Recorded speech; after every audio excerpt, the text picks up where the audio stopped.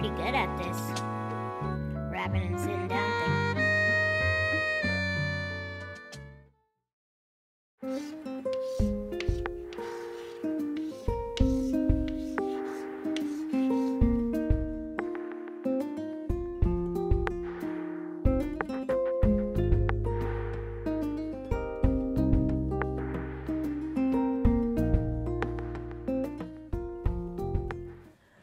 Durant mon enfance, je m'identifiais tout à fait comme étant une personne normale, c'est-à-dire qu'avec mes parents, mes frères, mes sœurs, je trouvais qu'on était toutes égales, on était toutes pareilles.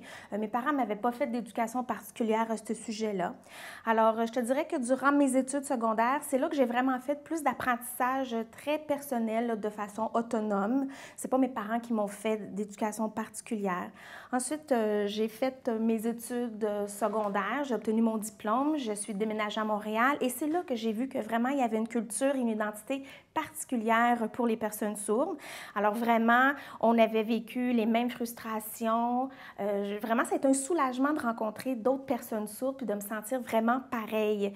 Mais je te dirais que c'est arrivé un peu tard, ça. Je devais avoir 25 ou 26 ans à peu près, où est-ce que vraiment j'ai découvert qu'il pouvait y avoir une identité sourde. D'abord parce qu'on avait effectivement la même identité, on était sourds, pareil, on avait eu les mêmes problèmes, les mêmes obstacles. Et c'est là vraiment que je me suis identifiée comme étant une femme sourde, mais pas seulement sourde, une femme sourde, féministe, mais par contre pas handicapée. C'est vraiment la société qui nous donne cette étiquette-là, finalement, de personnes handicapées. Puis je pense qu'avec le temps, il faudrait sensibiliser les gens, vraiment les informer de dire que finalement, être une personne sourde, c'est absolument pas un handicap, mais qu'on devrait être considéré au même niveau que les personnes entendantes.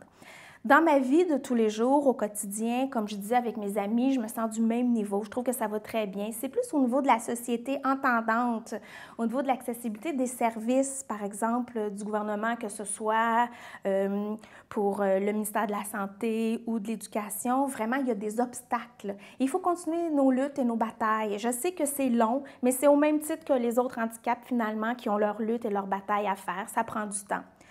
Il y a très peu d'adaptations qui sont faites, il n'y a pas toujours des services d'interprétation disponibles ou d'accessibles. Alors au Canada, on accuse un grand retard, effectivement, puis on est en 2015 et on n'a pas encore accès à tous les services auxquels on devrait avoir droit, alors qu'aux États-Unis, ils sont très, très avancés à ce niveau-là et également, technologiquement parlant, ils sont plus avancés que le Canada.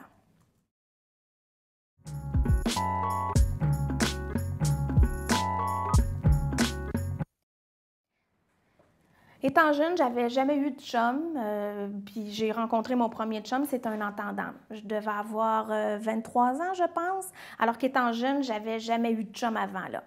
Alors, je pense que j'étais un peu réticente, j'étais sur la défensive, je me sentais physiquement pas prête. J'avais des amies qui, de leur côté, elles, avaient déjà eu des expériences sexuelles, avaient eu des chums sourds, s'étaient ramassées en couple, je leur ai posé des questions, on a pu échanger.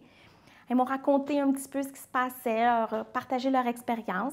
Et là, tu vois, moi, un jour, j'ai rencontré mon chum qui, lui, était entendant, puis je me rappelais tout ce que mes amis m'avaient dit de leur expérience de couple, puis je me demandais si ça allait être différent parce que moi, j'étais avec un entendant. Alors, je me demandais si sexuellement, il allait avoir une différence ou pas. Puis c'est drôle, hein? Vraiment, mon corps, je le sentais, qu'il y a des réticences, comme si j'étais sur la défensive. Je ne savais pas trop comment on allait faire ça au niveau de la sexualité. Mais mon chum était super patient. Il a été, pendant une année, là, super patient avec moi. Là, il m'a posé la question sur, mais oui, mais Odane, comment est-ce qu'on va faire l'amour? Comment est-ce qu'on va s'y prendre sexuellement? Et là, c'est drôle, ça m'a mis comme une espèce de sentiment là, de perte de confiance en moi. Puis là, je me disais, c'est vrai, il me questionnait sur, mais là, on ne peut pas se parler. Puis là, ben, tu n'entendras pas ma voix. Et là, on dirait que ça a développé encore plus de réticence puis de défense de mon côté. Fait que finalement, j'ai décidé d'abandonner tout ça. Ça a pris un certain temps. Puis finalement, 3 ans après, ça a pris 3 ans, c'est ça, qu'on ne s'était pas vus. Finalement, je suis retournée avec ce même homme-là et on a commencé à se refréquenter. Puis ça a pris, je dirais, 6 mois. Il a été très, très respectueux. Là, moi-même, je comprenais plus qu'est-ce que c'était que la sexualité en tant que personne sourde. Je savais que tout devait passer par le regard, par les yeux, par le visuel, qu'il n'était pas question qu'on fasse l'amour la lumière éteinte. Donc, si je faisais référence à avant, c'est parce que je ne comprenais pas en fait ce que c'était, mais que là, avec toute l'expérience, les connaissances, puis d'avoir finalement tenté, je voyais la grosse différence. Sauf que émotivement, émotionnellement, j'avais comme plus de sentiments avec lui, donc on a décidé de mettre un terme à cette relation-là. Sauf qu'avec le temps, je me suis rendu compte aussi que là, j'avais beaucoup plus confiance en moi en tant que femme, avec ma sexualité, mon corps également. Et là, mon conjoint actuel, on est ensemble depuis 5 ans. Nous avons une fille, une petite fille. Et vraiment, on est très heureux. On a une relation normale, pareil comme les entendants auraient. La seule différence, c'est que nous sommes sourds. Ma fille est une coda, ce qui veut dire que ses 2 parents utilisent la langue des signes avec elle parce que ses parents sont sourds. Mais tu vois, ça se passe très, très bien au niveau de la communication. Je suis très heureuse en couple, je suis très heureuse avec ma fille.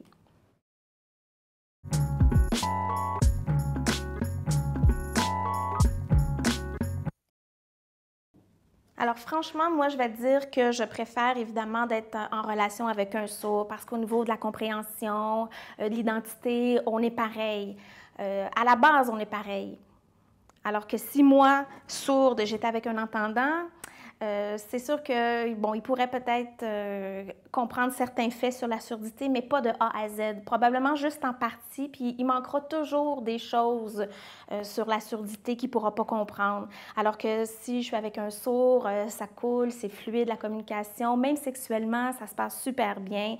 Bon, je ne veux pas généraliser, là, évidemment, c'est pas partout pareil, mais je te dirais que nous, à la base, comme on est pareil, on a le même vécu, ça se passe super bien.